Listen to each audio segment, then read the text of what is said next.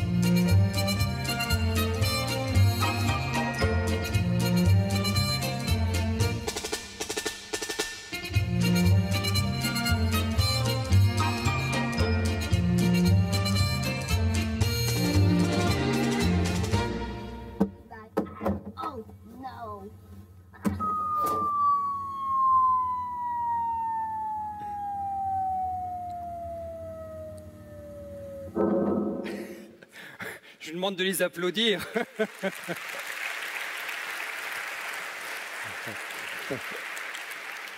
Voilà, c'est l'histoire de la poubelle la plus profonde au monde. Donc comment on crée des idées? En se disant qu'on peut imaginer, et c'est le mot-clé en fait, imaginer que la poubelle peut être d'une profondeur extrême. En fait, on parle beaucoup de rupture aujourd'hui, de changement de cadre, de changement de modèle. Ce sont des mots très conceptuels. La vérité, c'est juste de prendre son imagination en complément de son intelligence. C'est une définition que j'aime beaucoup et qui vient d'Einstein. Einstein disait, j'espère que ça va passer, Einstein disait, voilà, la créativité, c'est quand l'intelligence prend du plaisir. Vous savez, il y a un vieux débat, un vieux compte à régler avec la créativité, c'est qu'on trouve que la créativité, c'est parfois un peu inutile ou juste comique. C'est une grande erreur. Tous les inventeurs, les grands révolutionnaires ont utilisé à leur façon l'imagination. Par exemple, Einstein parlait d'expérience mentale. Il raconte dans sa biographie comment il a imaginé qu'il était assis sur un rayon de lumière et qui allait à 300 000 km/s. Et ensuite qu'il a changé de point de vue. Donc sa façon à lui, c'est de nous dire, par l'imagination, je suis en mesure d'aller imaginer autre chose. Sauf que on a quelqu'un qui nous en empêche. Par exemple, tout à l'heure, vous allez aller dans votre hôtel et vous allez faire l'expérience redoutable de la douche. Ça m'arrive très régulièrement, je viens de faire un tour du monde, j'étais au Japon pour un client avec mes équipes et je regardais ces systèmes, je me suis dit mais il y a beaucoup de boutons, c'est pas très intuitif. Alors qu'est-ce qu'on cherche? Évidemment, l'eau chaude et l'eau froide. Et pourquoi on cherche? Finalement, je me suis posé la question, je me suis dit est-ce que c'est parce que je vieillis, que je n'arrive plus à trouver instinctivement comment ça fonctionne? Eh bien non, je me suis souvenu qu'avant c'était comme ça chez moi et qu'au moins l'eau chaude et l'eau froide, c'était facile à trouver. Et qu'est-ce que j'en ai déduit? C'est qu'en fait, le premier obstacle que nous avons, et en même temps, notre première ressource, c'est notre cerveau. Notre cerveau a besoin de routine.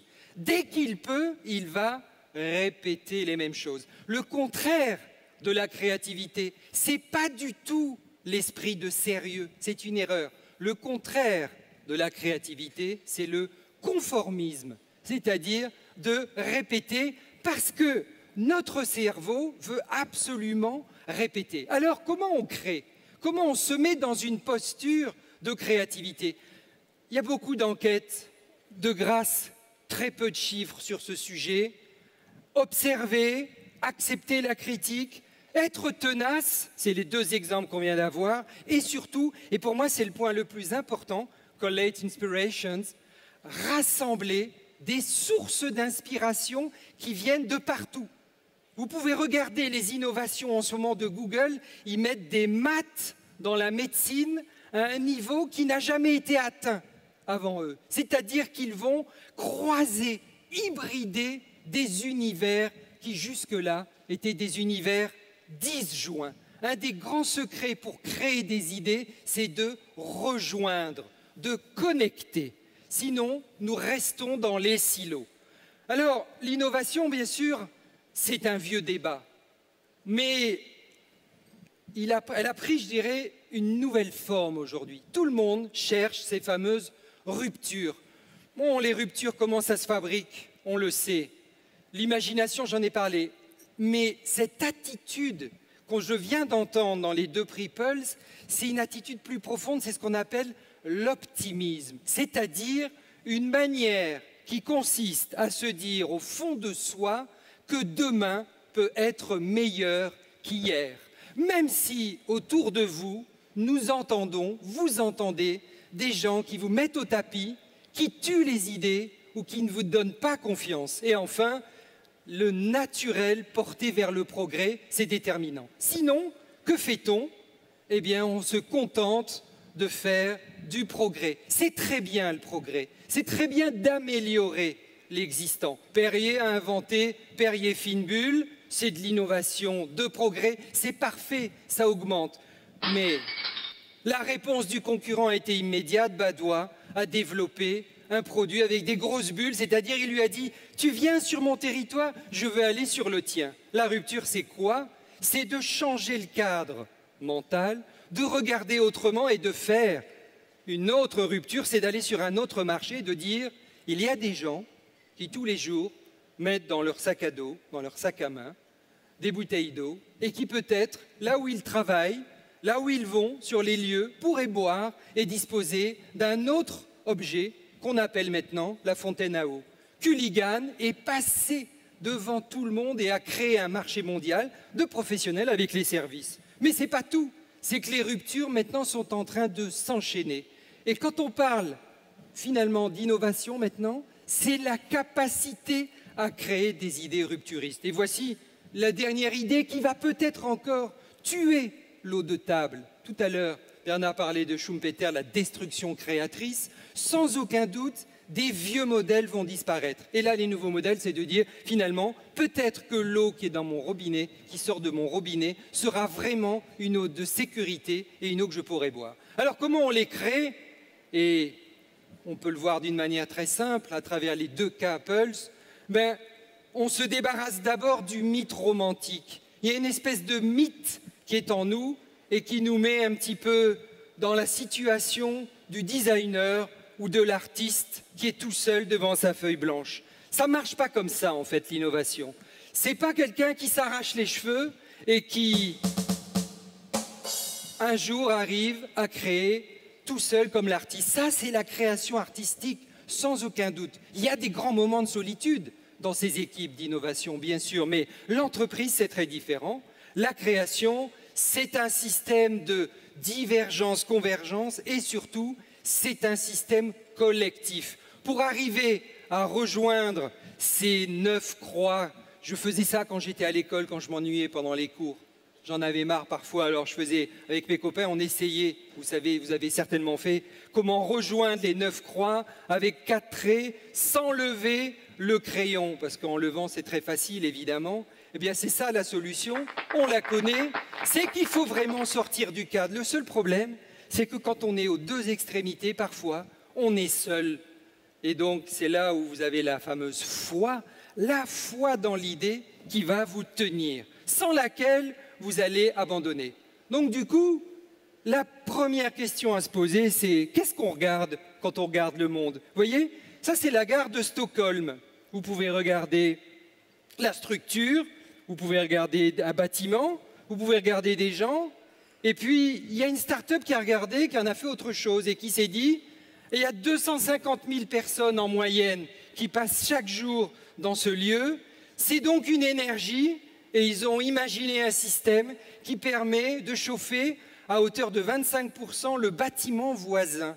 Donc la question n'est pas qu'est-ce qu'on voit, mais qu'est-ce que je regarde, qu'est-ce que nous regardons dans le réel qui nous entoure. Et c'est là le fameux changement de regard. Vous voyez ces bus, ils sont à New York, il y en a plus de 4000. Si vous regardez les toits, il y a une société qui a créé ça, vous avez 15 hectares disponibles. 15 hectares quand vous prenez la surface des bus multipliée par le chiffre, par le nombre de ces bus dans la ville. 15 hectares sur lesquels vous pouvez mettre des végétaux, vous pouvez faire du recyclage, vous pouvez imaginer et inventer. Donc, ça veut dire que le changement de regard, c'est vraiment la première posture pour créer ces ruptures. Je vais terminer par les 4 règles de la créativité que je n'ai pas découvertes avec mes équipes, mais qui viennent de plus de 1000 sessions de créativité que nous avons fait dans le monde entier avec des équipes de toute taille, des ingénieurs, des commerciaux, des responsables de magasins, des logisticiens, des informaticiens. On a regardé finalement ce qui va faciliter le fonctionnement collectif. Donc la première règle du jeu, je la prends à travers une métaphore, c'est l'histoire de Prigogine qui avait affamé des fourmis sur une table pendant plusieurs jours, puis ensuite il a posé un pot de miel sur une autre table et ensuite, entre les deux tables, il a posé une planche sur laquelle aucune fourmi n'avait jamais mis un pas. Il y a une première fourmi qui va voir et en allant sur le pont, sur le défi, elle pose un phéromone. Une deuxième la suit, une troisième, une cinquième, une sixième, jusqu'à la 7e. Et ensuite, toute la fourmilière arrive. C'est ça l'image de la créativité collective, c'est premièrement avoir faim.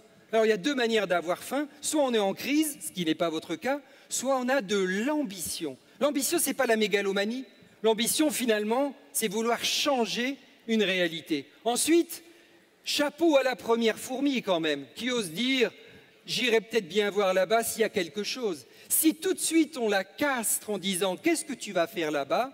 on a tué la découverte potentielle du pot de miel. Et enfin, dernière remarque, c'est que quand on est au milieu du pont, ou au milieu du gué, si vous préférez, on n'a toujours pas trouvé. Donc effectivement, la ténacité va être déterminante. Alors la première règle, vous la connaissez, elle est très simple. Pas de critique lorsque vous avez une idée dans votre équipe ou quand vous avez une idée seule. Surtout pas. Vous voyez, un exemple qui me vient à l'esprit, c'était le cas d'Ariane Espace. Des ingénieurs ont eu l'idée de lancer 2 satellites au lieu d'un seul pour chaque lancement. Grâce à cette idée, au départ toute simple, qui a demandé une modification de la structure de la fusée, bien sûr, de rajouter des comburants, il y a un travail technologique, mais le point de départ, c'est une idée qui ne ressemble à aucune autre sur le marché, puisque tous les concurrents lancent un seul satellite. La deuxième, il en faut beaucoup de ces idées. Nous avons un péché mignon qui consiste à croire que les idées neuves sont toujours bonnes. Ce n'est pas vrai. Il faut distinguer les idées nouvelles des idées bonnes. Ce sont des idées nouvelles dont nous avons besoin pour démarrer, et parmi ces idées nouvelles, en les hybridant, on va fabriquer quelques idées bonnes, en général 3%. Ça veut dire accepter que 97% soient pas bons, soient pas des idées qui aboutissent. 3M fait ça depuis des années, ils ont essayé de rationaliser le système pour aller plus bas, plus vite, ils ont tué à un moment donné le pipeline, comme disait tout à l'heure le patron de la R&D. La troisième et avant-dernière, foolish, c'est-à-dire farfelu. Farfelu, c'est, vous voyez, ce développement incroyable de Airbnb. Là, on n'est pas dans de la technologie, on est dans l'idée qu'il y a des chambres disponibles dans le monde entier et que des gens sont prêts à accueillir chez eux d'autres personnes moyennant une rémunération. En fait, depuis 2007, ils ont vendu plus de 10 millions de nuits. 10 millions de nuits, c'est énorme.